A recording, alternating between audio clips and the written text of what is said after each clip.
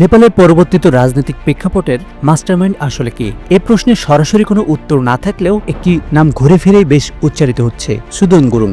মাত্র ৩৬ বছর বয়সী এই যুবক কোনো রাজনীতিবিদ কিংবা বড় কোনো স্টার ছিলেন না, কিন্তু নেপালের নতুন প্রজন্ম যারা কিনা জেনজি হিসেবে পরিচিত তাদের আইডল। কিন্তু কেন? সুদন গুরুং পেশায় একজন ডিজে। হামি নেপাল নামে তার একটি অপ্রসিদ্ধ অলাভজনক সংস্থা রয়েছে, যদিও এই সংস্থাটিও অনেক বেশি পরিচিত নয়। এই সংস্থাটি ২০১৫ সালে প্রতিষ্ঠিত হলেও ২০২০ সালে নিবন্ধিত হয়।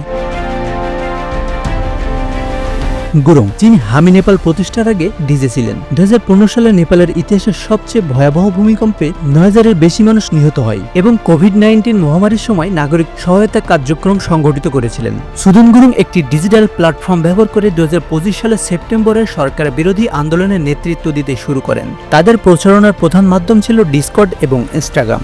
ডিসকর্ড মূলত ভিডিও গেমারদের জন্য জনপ্রিয় একটি মেসেজিং অ্যাপ, যেখানে ব্যবহারকারীরা চ্যাট, কল এবং ভিডিও কনফারেন্সের মাধ্যমে সংযুক্ত হতে পারে।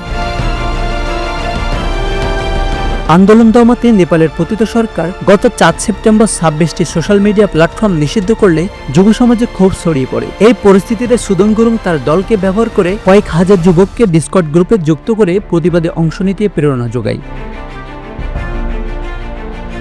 হামি নেপালের সদস্যরা ভিপিএন ব্যবহার করে নিষিদ্ধ প্ল্যাটফর্মে প্রবেশ করে। তার ডিসকর্ড এবং ইনস্টাগ্রামে সতর্কভাবে বার্তা ছড়ায়, ভুল তথ্য বা মিথ্যা খবর চিহ্নিত করে এবং হাসপাতালের জরুরি নাম্বার শেয়ার করে জনগণকে সহায়তা করে।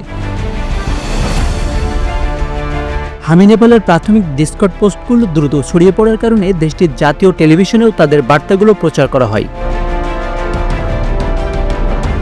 ১৮ বছর বয়সী করণ কুলুং রায় জানান, আমাকে ৪০০ সদস্যের একটি ডিসকর্ড গ্রুপে যোগ দেওয়ার জন্য বলা হয়েছিল। আমরা পার্লামেন্ট থেকে কয়েক কিলোমিটার দূরে প্রতিবাদে অংশ নিয়েছিলাম। এই আন্দোলন প্রাথমিকভাবে দেশটির প্রধানমন্ত্রী কেপি শর্মা ওলিকে পদত্যাগ করতে বাধ্য করে। নেপালের কয়েক দশকের মধ্যে সবচেয়ে প্রাণঘাতী রাজনৈতিক সংকটের মধ্যে এটি স্থান করে নিয়েছে। প্রতিবাদের সময় কমপক্ষে ৭২ জন নিহত এবং ১৩০০-এর বেশি আহত হয়।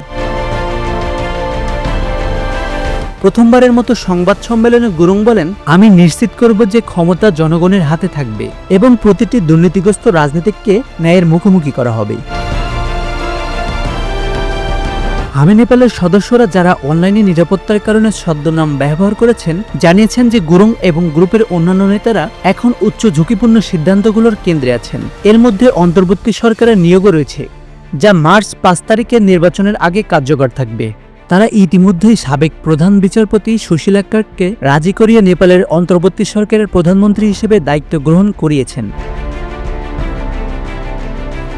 হামি নেপালের সদস্যরা স্বেচ্ছাসেবক হিসেবে কাজ করেন। তারা বলেছেন, আমরা রাজনীতিবিদ হতে চাই না। সুদন গুরুং কেবল জেনারেশন জেড বা জেনজি গ্রুপকে সহায়তা করছেন এবং আমরা দেশের কণ্ঠস্বর। তাদের নেতৃত্বে হামি নেপালের সরকারি কর্মকর্তাদের পরিবর্তন, বিচার ব্যবস্থার স্বাধীনতা নিশ্চিত করা এবং দক্ষ তরুণদের অন্তর্ভুক্তি নিশ্চিত করতে কাজ করছে। তাদের মূল লক্ষ্য শুধুমাত্র দেশের জনগণকে শক্তিশালী এবং দুর্নীতিমুক্ত সরকার প্রতিষ্ঠার দিকে নিয়ে যাওয়া। গ্রুপের ২৬ বছর বয়সী স্বেচ্ছাসেবক রণেশ প্রধান বলেন, আমরা রাজনীতিবিদ হতে চাই না। সুদন গুরুং কেবল জেনারেশন জেড গ্রুপকে সহায়তা করছেন এবং আমরা কেবল দেশের কণ্ঠস্বর। আমাদের নেতৃত্বের পদে আগ্রহ নেই।